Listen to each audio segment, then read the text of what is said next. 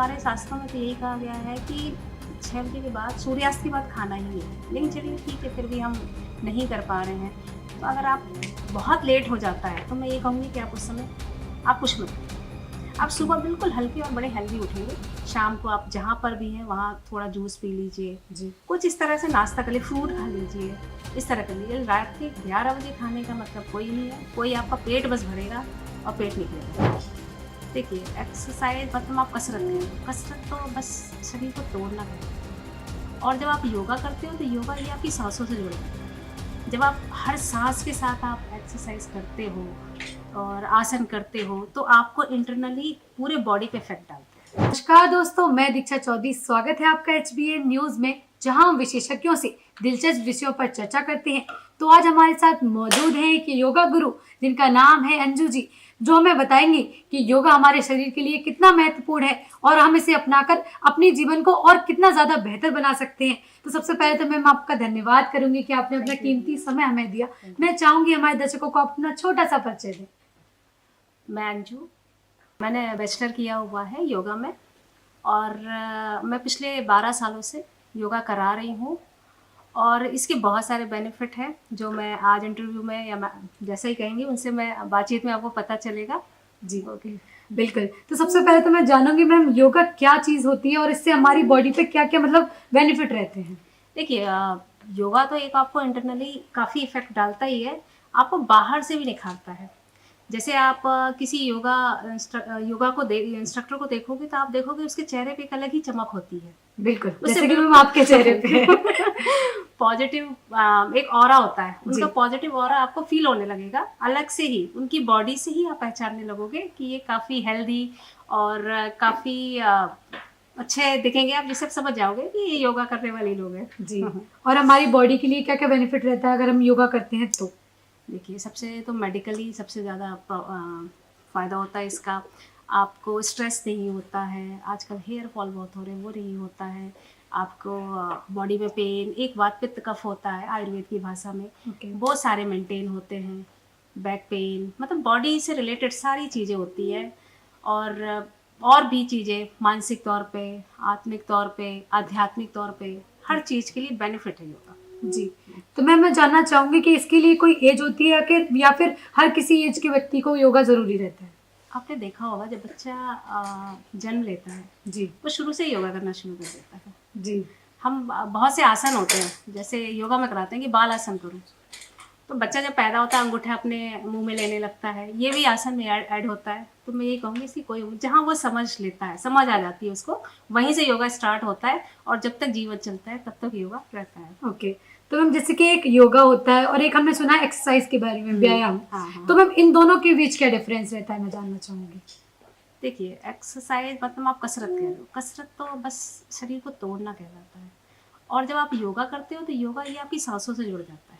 जब आप हर सांस के साथ आप एक्सरसाइज करते हो और आसन करते हो तो आपको इंटरनली पूरे बॉडी पे इफेक्ट डालते हैं। जी। जब आपने सांस खींची तो वो आसन, सांस कहाँ कहाँ तक जा रही है, वहाँ तक इफेक्ट डालता है जी। और फिर शरीर को पूरे टॉक्सिक निकालते हुए उसे ठीक भी करता है। मतलब ये है कुल मिला के कि आपको ये सांसों से जुड़ता है। जी। तो मैम जैसे कि हमने एक बात के बारे में सुना है कि योगा से बहुत पुरानी परेशानियां जो होती है, लोगों को बैक पेन रहता है या गठिया का दर्द कह लो, ये सारी चीजें ठीक हो जाती हैं। तो ये कई हद तक ठीक बात है या फिर एक मिथ है? 100% है। कई ऐसे लोग आते हैं कि जैसे साटिका का पेन है तो काफ़ी इलाज कराने के बाद आते हैं और कहते हैं कि मेरा ठीक नहीं हुआ। वो मैं फर्स्ट डे ही उन्हें एक्सरसाइज करूँगी, उन्हें रिजल्ट आने लगता है। एक मैडम तो ऐसी भी आई, काफ़ी एजेड थी, 65-70 की एज होगी। उन्हें डॉक्टर ने कह दिया ऑपरेशन करवा लो, पर उनकी डॉटर ने कहा कि नहीं आप, मैं जहाँ योगा करती आप करके देखो। 1 वीक बाद मैंने उनसे पूछा कि कुछ आपको फ़ायदा है? उन्होंने कोई जवाब नहीं दिया, नहीं अभी मैम वैसे ही चल रहा। मैंने कहा ठीक है। फिर 15 दिन हो गया, उसके बाद उनका खुद कॉल आया कि मुझे बहुत फ़ायदा है, मुझे बहुत अच्छा लग रहा है, क्या मैं अब मेडिसिन छोड़ दूँ? जी। इस तरह ये के बहुत अच्छी रिजल्ट बात आते है। हैं। हाँ। बिल्कुल। तो बैक पेन हुआ, साटिका हुआ, माइग्रेन हुआ, आपका सर्वाइकल हुआ, इन सब का इलाज तो योगा में ही है। मतलब ये एक बात को हम ये कह सकते हैं कि जो योगा रहता है ये हमारे सिर्फ फिजिकली हमें ठीक नहीं करता बल्कि मेंटली भी फिट करता है। योगा में मेडिटेशन भी कराया जाता है जी।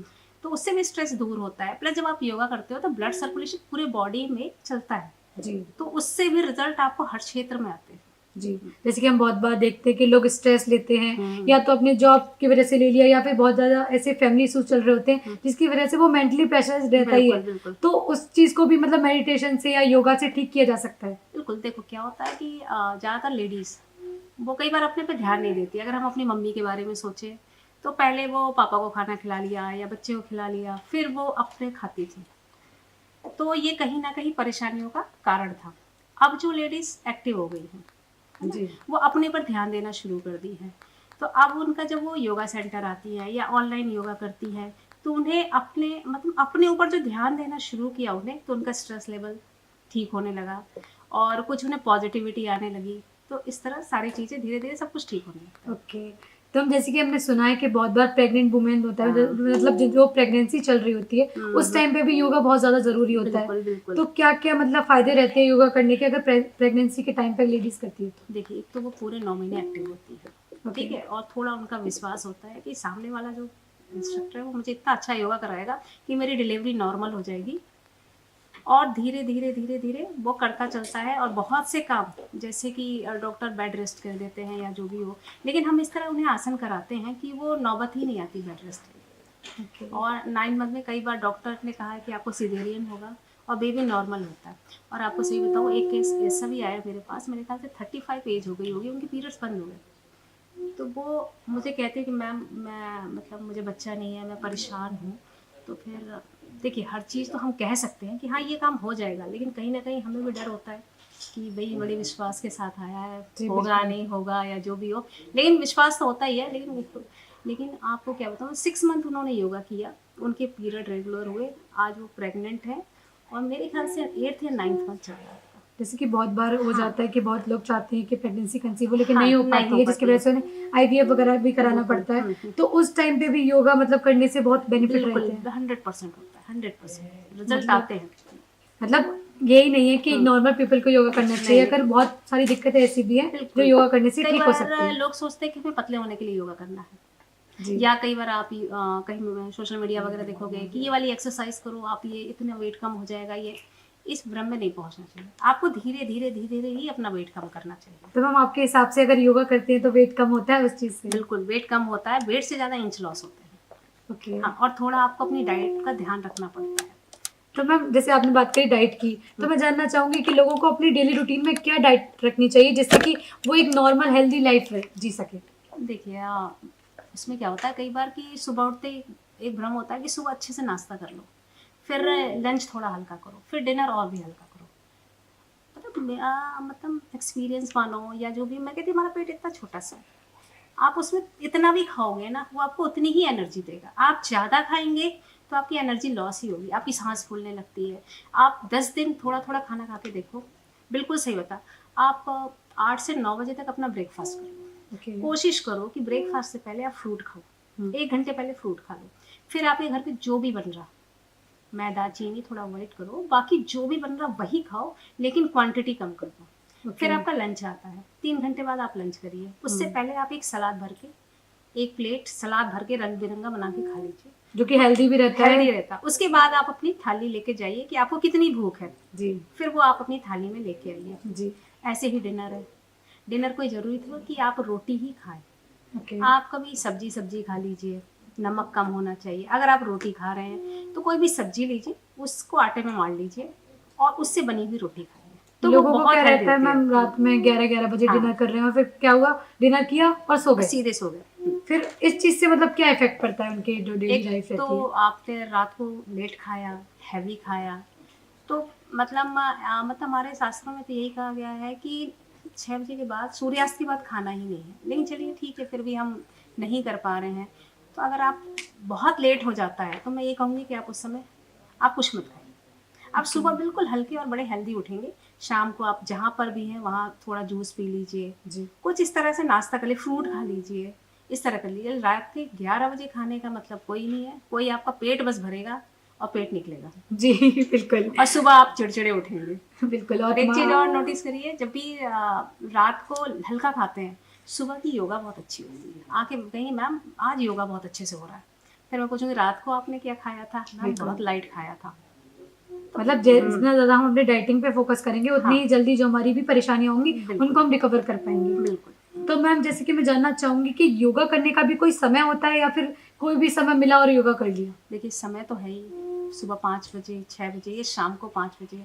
लेकिन अब इतना बिज़ी शेड्यूल हो गया है कि नहीं मिल पाता है टाइम बहुत लोगों को। तो मैं ये कहूँगी कि जब आपको टाइम मिलता है, जी। अपने शरीर को हिला लीजिए, थोड़ी साँस लंबी गहरी लीजिए, छोड़िए, मतलब प्राणायाम करिए, कपालभाति करिए, अनुलोम-विलोम करिए, लेकिन किसी इंस्ट्रक्टर के ही थ्रू करिए। कई बार आपको पता नहीं होता है कि कितना करना है। जी। जैसे बीपी हाई है, लोग कपालभाति करे जाते बीपी और हाई हो जाती है। भस्त्रिका प्राणायाम, जी। बीपी हाई वालों को नहीं करना है, और करना है तो बहुत स्लो करना है।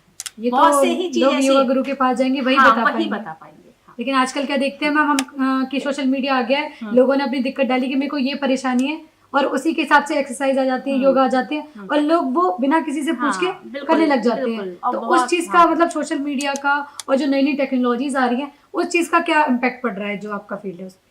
देखिए जैसे मेरी एक जानकार थी, उन्होंने सोशल मीडिया पर ही देख के अपना शुरू किया।